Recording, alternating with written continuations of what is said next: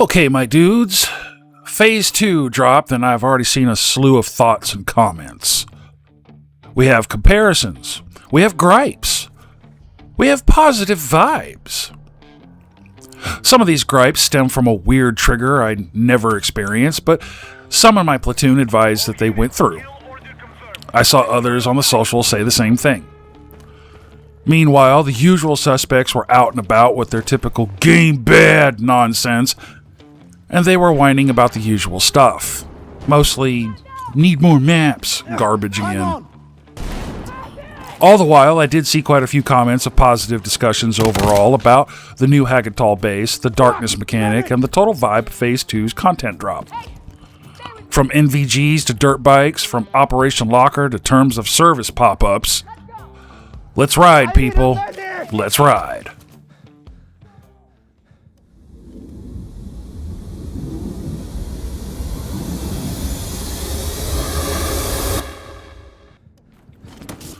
Okay, so before I get into my personal thoughts on the new map and mode, there was an almost immediate conversation about this. So, okay, firstly, let me state I only saw this once pop up after the patch installed. At least one platoon member stated that they saw this every time they backed out of a session. So I went to the socials and noticed there was quite a few people who experienced the same thing. Now, me personally, I did not experience this. As soon as I clicked on I understand, I never saw it again.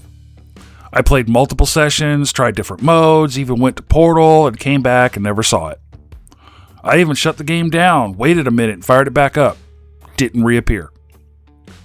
So, as of this moment, fellas, I got nothing. It seems to be affecting consoles the most, but the platoon member I mentioned is on PC, so it seems that there may be some PC players out there experiencing this issue as well. Battlefield Comms did release a quick statement.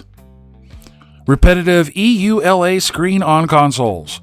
We're aware of the EULA, the user agreement screen, appearing too frequently in-game on consoles at the moment. We're investigating the underlying cause and will deploy a fix as soon as we have it. Apologies for the inconvenience caused by this. I did see a content creator advise that right after installing the latest patch, he got the blue screen of death. Not exactly sure why that would happen.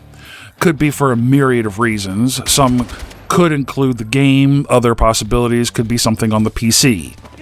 I would need to either experience this or be next to him at his machine to have anything definitive.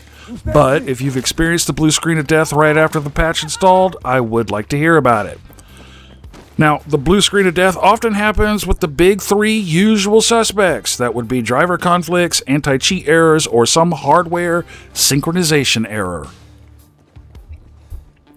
Anyway, some people had thoughts about the check your comms. I saw freedom of speech violation comments, statements of soft in regards to the whole trash talking side of things. I tend to agree with that, but that's a different conversation. Some people were saying, well, there goes anything left of the community. Some fired off that this was the last straw and they weren't going to play anymore, especially about the part that EA may record you over the comms. Now, this is where I do some pushback on this. Okay, so overall, I do think it's a tad bit heavy-handed to be recording your voice while playing a game. I come from the generation that you trash-talked as a form of expression, and if you showed any kind of weakness, it was like blood in the water. We had thicker skins back then. This grew into the philosophy of, if I don't talk shit to you, it means I don't like you. I'd be totally fine if EA did not record the voice chat, but from liability standpoint, I get why it's there. I don't agree with it, but I understand why EA felt it necessary. But kiddos, that whole freedom of speech thing doesn't hold water. You are free to express yourself, however, you are not free from consequences. I have taught my kids this one fundamental thing. If you make a choice, be comfortable with the consequences, good or bad. This goes for running your mouth as well. Further, kiddos, Oh, Jesus. The check your comms thing, that's always been there in the ToS since the game launched. Your lazy ass just never read it. EA decided to bring it up to your face after the latest patch dropped. So I have no idea why you're bitching about it now. Read the fine print, my dudes. But Hannibal, I shouldn't have to read. No, sir. You should have to read. You make better informed decisions that way. Every game you play has a similar terms of service. You should probably read those too. Besides, your phone is always listening to you, so a game listening or recording shouldn't be that much of an issue. Anyway, we had our usual suspects complaining about map is too small, not enough, darkness mechanic is a gimmick, the mechanic is lame, a few this is it comments, and the usual knuckle-dragging comment of we still need more maps. Now, there were a few, my netcode is still broken, and now I really want to know what their setup is like, because some people reported a much better experience after the patch in that regard. Because once again, I have had zero issue with this game after and before the patch. Fired up just fine. Got the check your comms message once. No blue screen of death. Mode worked just fine for me. There were other comments about the new drop, specifically in regards to remastered maps, but I'm saving that for Friday's upload. So, my boy, you're going to get a ton of that vein tap of, but Hannibal, you didn't get on Monday's video. So yeah, the typical Tuesday launch dumb shit with the comments. But me? Oh, I really like this new map. Conquest and Breakthrough is so much fun. I did a round of squad deathmatch, and the darkness mechanic really gave a vibe. The goggles are not infinite use, in case some of you weren't aware. They run on a battery. But like the gas mask from Phase 1, you could get them resupplied by support. If you get caught in the dark with dead goggles, you need to figure out if you're going to stumble around in the dark or start using a flashlight attachment. I like this mode because it makes you slow down and think. Be strategic. More immersive. I'm not a Call of Duty player in Battlefield, so I don't zoom around the damn map. And Hagental Base has that Operation Locker and Operation Metro vibe.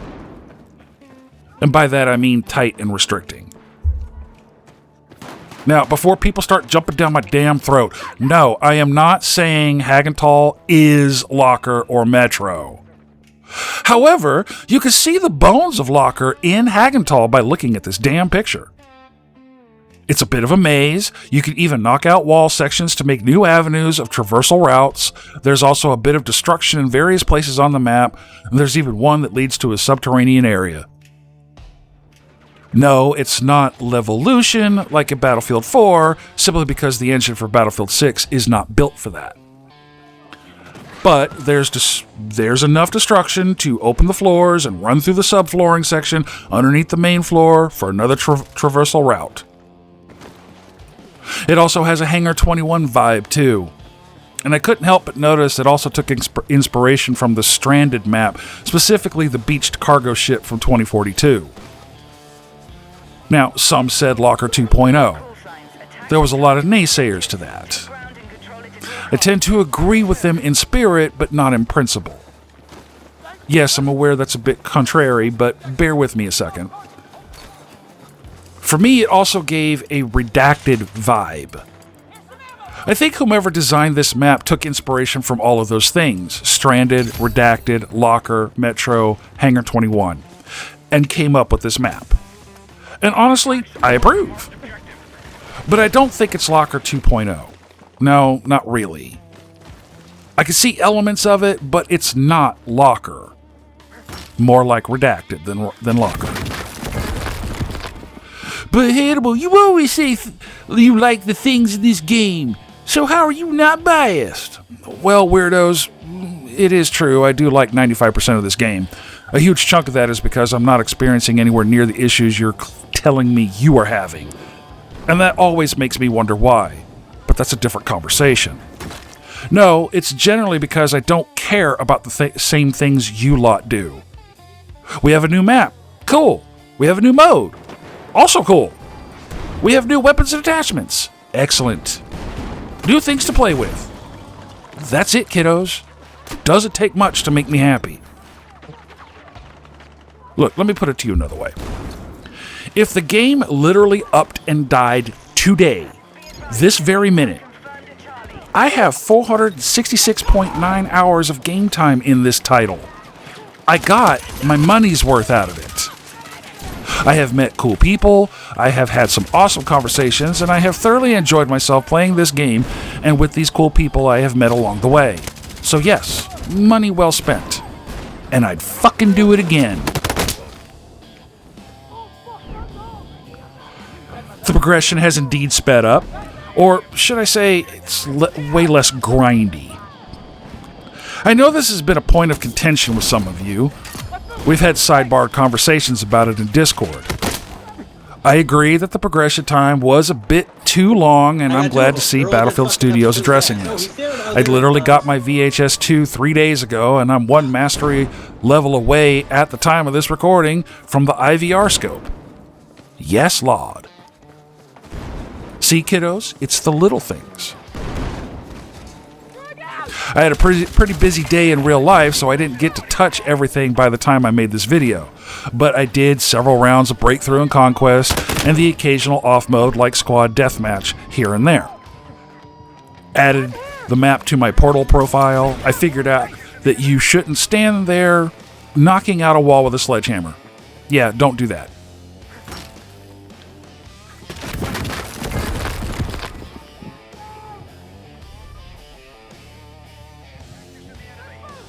Explored some of the map's details, like the running water dripping in from somewhere, made note of chalked arrows when making new tunnels. I even appreciated the color they went with the night vision. Because honestly, if you've never worn NVGs before, especially the OGs when I was in the military, the green does put a strain on your eyes after a while. I was, however, sad not to hear the whine NVGs used to make when you turn them on. That would have been kind of cool to hear. So, was the content worth it? I mean, you should know by now how I see it. I think it's a very cool map, and it's great on Conquest and Breakthrough. I don't think, however, it has the same all modes potential like Contaminated does. Contaminated is just one of those perfect maps that works well on all the modes. Hagental? I don't know. I would like to hear your take on that, though. Do you think it works well on all the modes the game has, or do you think it's great on some and not so great on others? In the comments, folks, in the comments. The map had just launched, and I saw within 5 minutes that someone already had the CZ3A SMG. Like, damn, dude. Like I said, the progression seemed less grindy, and part of me thinks this was timed perfectly with the free-to-play week. I think some of the new players that were on the fence about the game stated during the last free-to-play trial that the progression was such a grind that it turned them off to the game. And I think that's fair. So a new free-to-play with a new, less grindy progression just seemed to make sense in wooing them back and to spark interest with new players. No, I don't buy into the conspiracy theory that EA did another free-to-play week simply to try and recoup player count losses on Steam. That's always a given when a company wants to get as many people in a game and stay playing in order to check out the live service. Oh, and another Platoon member is happy angry about the latest skins. He didn't care for the skins before this new drop, and now he has to spend money because he thinks the new ones are worth buying, so there's that. So yeah, Hagatal is looking to be my second favorite map. Is it a meat grinder? Well, kinda, yeah. I don't think it's Operation Locker meat grinder level, but it's close. It's not a map for Battlefield Chaos, though. I'm thinking they designed this map for players to be a bit more tactical and strategic. Sure, you could go all ham in it, but I don't think that was the idea behind the design. I know there's going to be people in the comments wanting to give me the smoke about that, but frankly, go ahead, try your best. Won't be good enough, though. but you're welcome to try.